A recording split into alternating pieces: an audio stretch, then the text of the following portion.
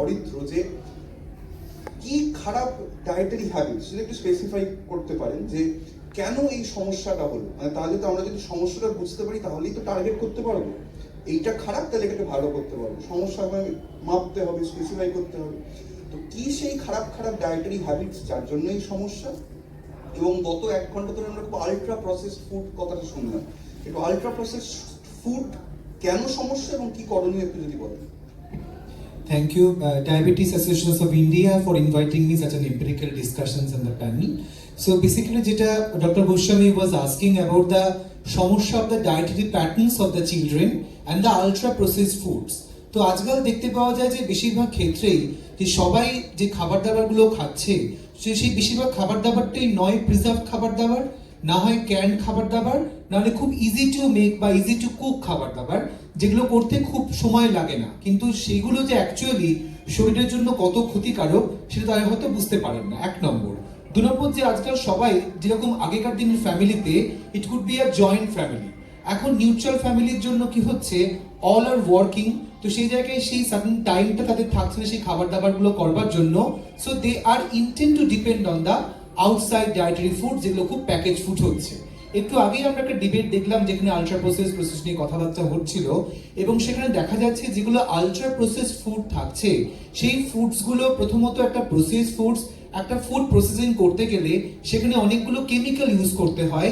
সবসময় হয়তো সব কেমিক্যালগুলো তার যে স্ট্যান্ডার্ডাইজেশন, অনেক সময়তে লেট ক্রোমেট বা অনেক সময়তে মনোসোডিয়াম গ্লুটামেট এমএসজি, যাকে আমরা আজিনামোটো করে থাকি, সেগুলোর মাত্রা অনেক সময় ঠিকঠাক থাকে না। তো সেই জায়গাটা খুব একটা চিন্তার বিষয় হয়ে যায়।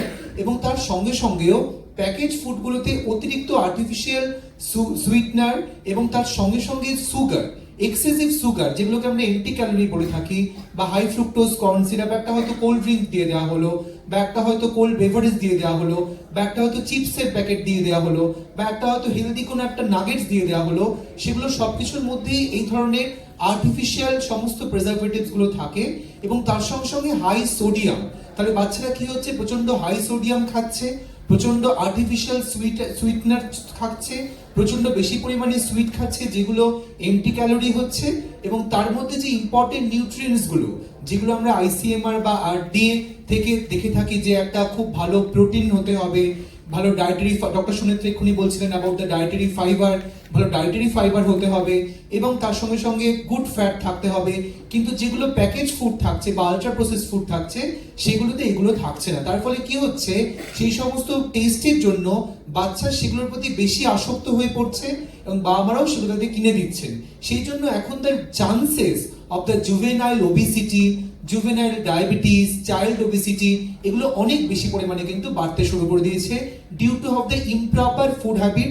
আর কি হচ্ছে, আমাদের ব্রেন সিগন্যালিং এর সাথে কিন্তু অনেকগুলো হরমোনস বা অনেকগুলো অ্যাক্টিভিটি, অনেকগুলো যেরকম ধরুন লেপটিন, গ্রেলিন, অনেকগুলো ভাবে জড়িত আছে। তো সেই জায়গাতে দেখা যাচ্ছে যে যে বেশি পরিমাণে খাবার দাবার খাচ্ছে বা বাইরের খাবার দাবার গুলো খাচ্ছে, তার চান্সেস অফ ওবেসিটি, আমরা ছোট বয়সে বাচ্চাদের একটা বিএমআই পার্সেন্টাইল করি, সেখানে দেখা যাচ্ছে একটা 2 বছরের বাচ্চার ওয়েট প্রায় 30 কেজি 35 কেজি হয়ে গেছে। যেখানে এক্ষুনি উনি বলছিলেন যে নাদুস নুদুস বাচ্চা, হেলদি বাচ্চা, ইট ডাজন্ট মিন একটা বাচ্চা খুব ওয়েট বেশি মানেই সে কিন্তু হেলদি।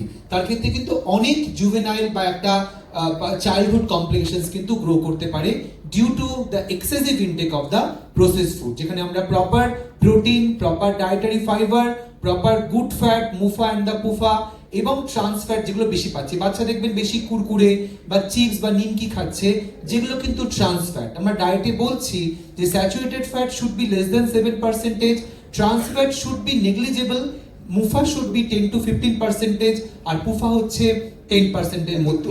সেই ব্যালেন্সটা কিন্তু এখানে থাকছে। হলো যে কলাটা ঢোকানো হয়েছিল প্যাকেটের মধ্যে, তো সেটা